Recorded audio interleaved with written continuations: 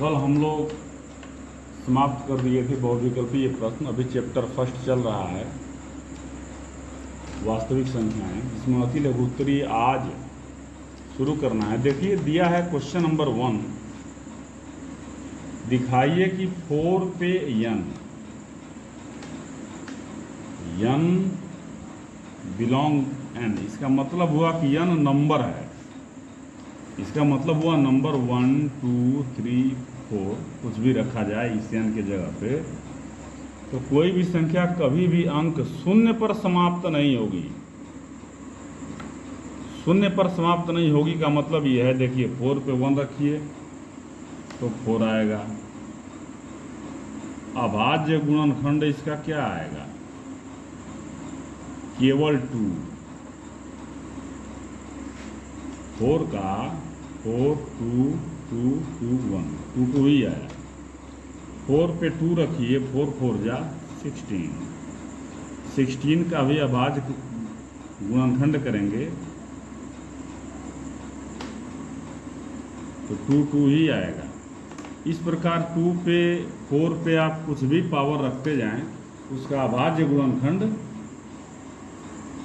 2 ही आएगा। इसका मतलब ये हुआ कि 4 पे n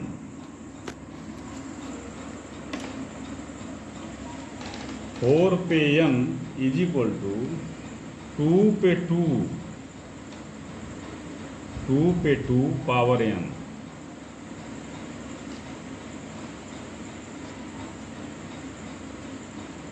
टू पे 2 पावर n बराबर 2 पे 2 n। इसका मतलब यही है। यदि अब इसका मतलब है कि 4 पे n का अभाज्य गुणनखंड केवल 2 है, जो कि मैंने अभी समझाया है कि 4 पे n यदि 4 पे 1 रखें तो भी 2 ही आएगा। 4 पे 2 रख रहे हैं, 16 आ रहा है, तब भी इसका प्राइम फैक्टर या अभाज्य गुणनखंड 2 ही आ रहा है। 4 पे n का, अब इसका मतलब ये हो गया कि 4 पे n जो भी है का अभाज्य गुणनखंड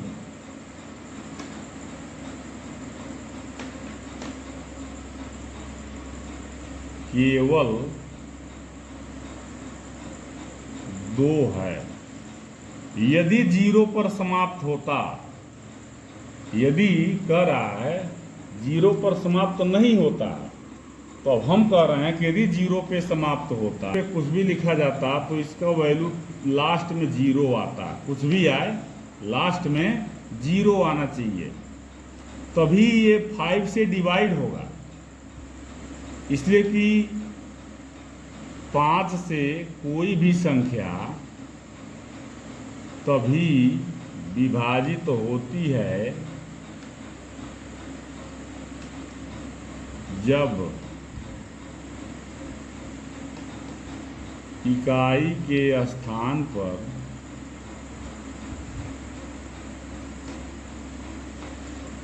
जीरो या 5 हो, या तो 0 हो नहीं तो 5 हो।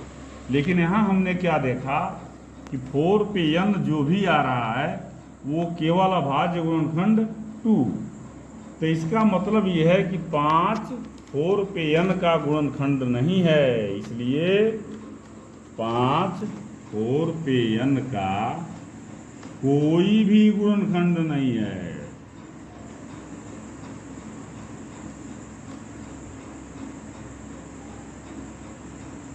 समझ गए? समझे कुछ? आगे चलें। 72 और 120 का अभाज्य गुणनखंड विधि द्वारा HCF और LCM निकालिए।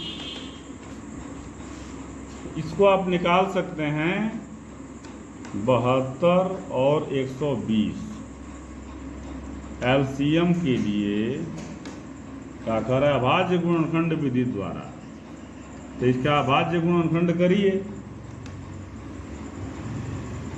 2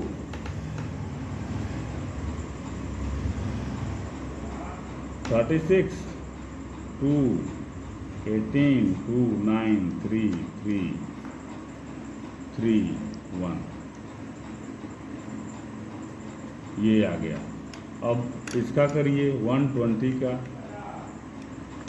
60 2 30 2 15 3 5 5 1 5 करिए। मतलब ये किया जा रहा है, जो भाग दिया जा रहा है, भाग विधि है, प्राइम फैक्टर करने का मेथड है।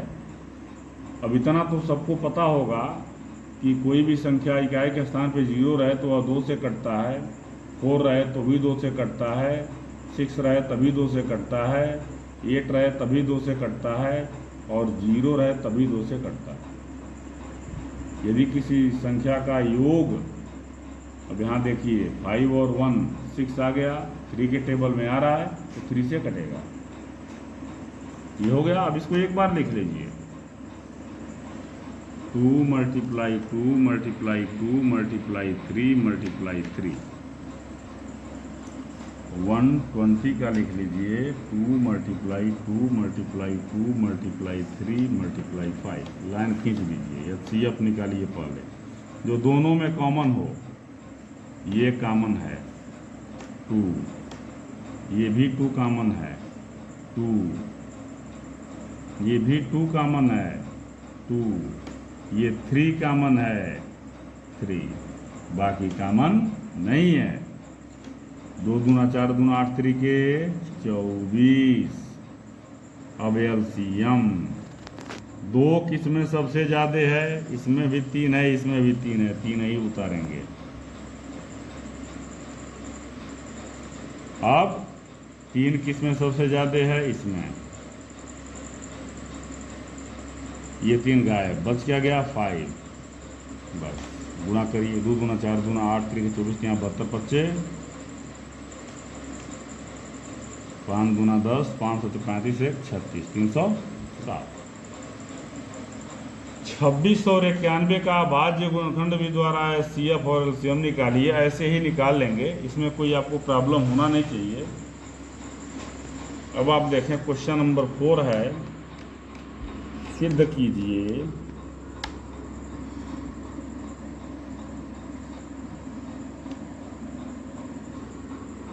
कि 5 प्लस √3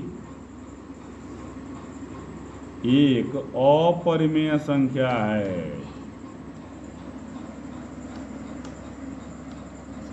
है। तो हम मान लेंगे, माना 5 प्लस √3 एक परिमेय संख्या है,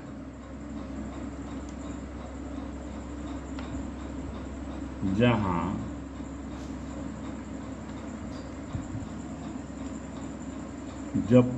जब ये परिमेय संख्या है तो इसको a/b के रूप में हम लिख सकते हैं। 5 प्लस √3 लिख सकते हैं कि नहीं लिख सकते हैं?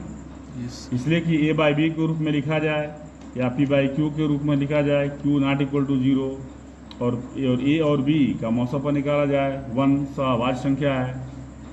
तो ये अब क्या करिए, इसको इधर लाइए, a/b -5 करिए =√3। अब जब परिमेय संख्या a/b परिमेय संख्या है और 5 भी परिमेय संख्या है, तो इनका अंतर भी परिमेय संख्या होगा।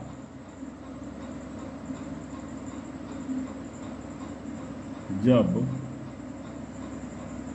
a/b परिमेय संख्या है तो इनका अंतर a/b -5 भी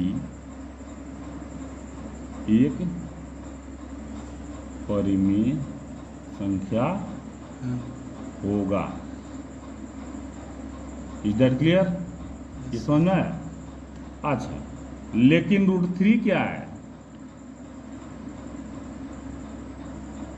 एक अपरिमेय संख्या है, लेकिन √3 एक अपरिमेय संख्या है। ठीक है। अब जब ये अपरिमेय संख्या है और ये परिमेय संख्या है तो अपरिमेय संख्या परिमेय संख्या के बराबर नहीं हो सकती। इसलिए एक परिमेय संख्या अपरिमेय संख्या के बराबर नहीं हो सकती।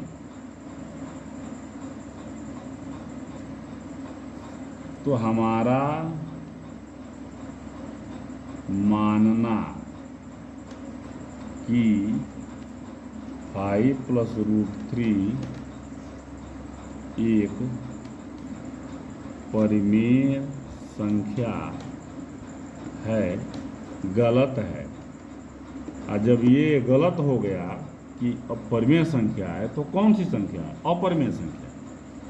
इसलिए 5 + √3 एक अपरिमेय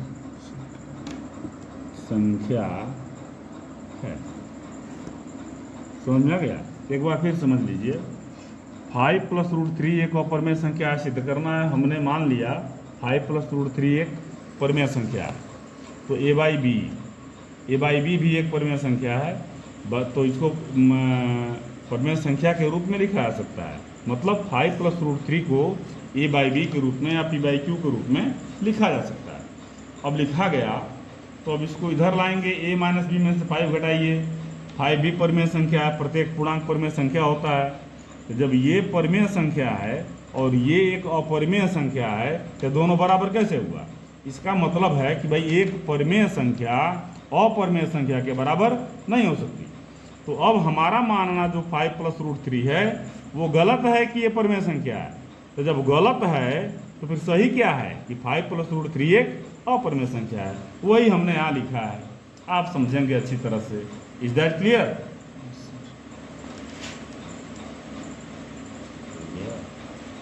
अच्छा, आप ध्यान दें, फिलहाल आज क्वेश्चन नंबर 4 तक ही देखते हैं। क्वेश्चन नंबर 5 देखें। ये 2 - √5 है, तो ये भी वैसे ही है। इसको आप सॉल्व कर सकते हैं। जैसे माना 2 - √5 परिमेय संख्या मान लेंगे और a/b के रूप में लिखा जाएगा इसको। 2 - √5 इसको इधर ले आएंगे।